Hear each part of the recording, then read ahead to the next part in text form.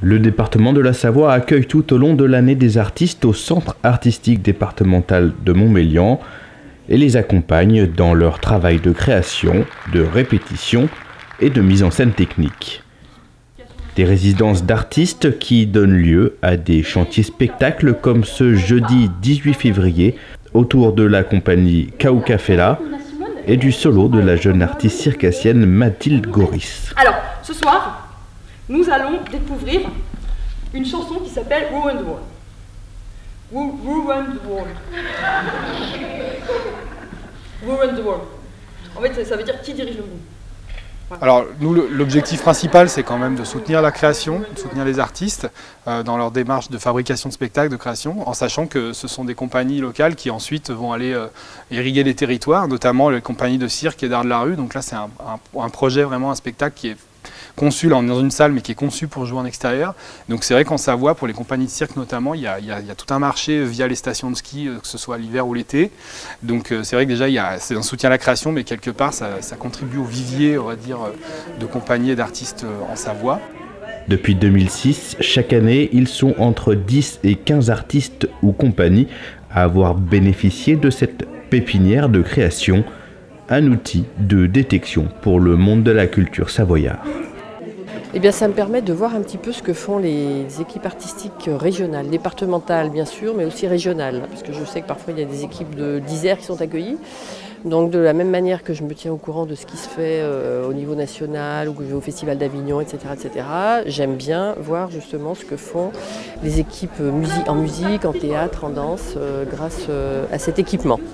Je trouve que c'est un outil précieux. Proposé gratuitement à un public adulte ou scolaire, ces chantiers-spectacles, c'est aussi l'occasion d'une rencontre autour d'un projet artistique en création. Mathilde Goris proposant ici un spectacle intitulé « Qui dirige le monde ?» mettant en scène Beyoncé et Nina Simone.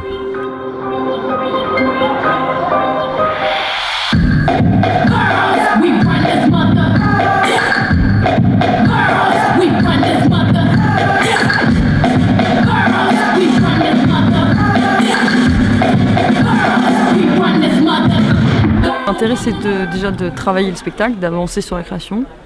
Et après, du coup, l'intérêt, c'est aussi d'avoir un public qui n'est pas un public qui a payé pour un spectacle, dans un festival, et du coup, ils savent qu'ils viennent voir quelque chose en travail.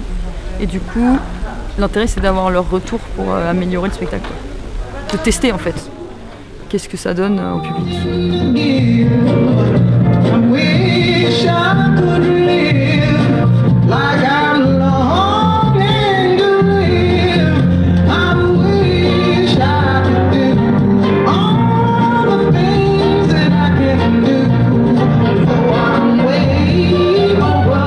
En fait, je parle de deux artistes, donc Beyoncé et Nina Simone, qui sont des femmes d'origine africaine qui ont été et qui sont des chanteuses qui ont des messages forts et qui sont très célèbres, du coup qui ont un gros impact sur la société, on va dire.